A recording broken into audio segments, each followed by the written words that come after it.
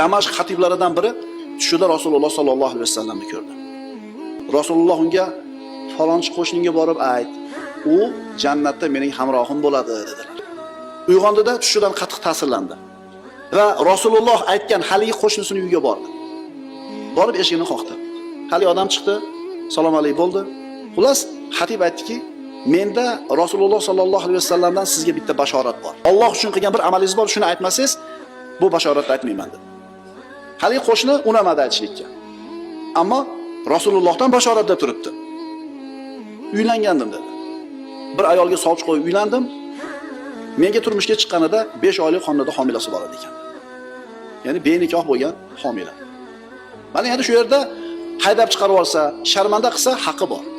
Lekin bu ayolni oyog'i toyilib, haqdan toyilgan ekan. Meni qo'limda tavba qilishligini xohladim, yashirdim. Aybini berkitdim. Tug'adigan payt kelganida endi 4 oydan keyin tug'di. Doyani uyga olib keldim, tunda tug'di. Tong yotganda haligi bolani qo'limga oldimda jami masjidiga bomdod namoziga kech qolibroq chiqdim. Sekin eshik tagiga qo'ydi bolani, kirib imomga ergashdi. Namozni o'qib bo'ldi, tashqariga chiqsa odamlar to'planib turibdi.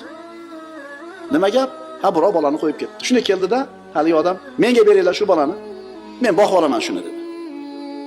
Berishdi, onasiga olib borib berdi.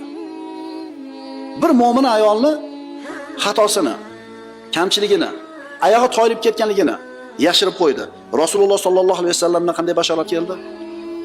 Jannatda mening hamrohim bo'ladi. Biror marta men ham bir odamni qilgan shu xato, kamchiligini, gunohini yashirib qo'yganmanmi deb so'rab ko'raylik.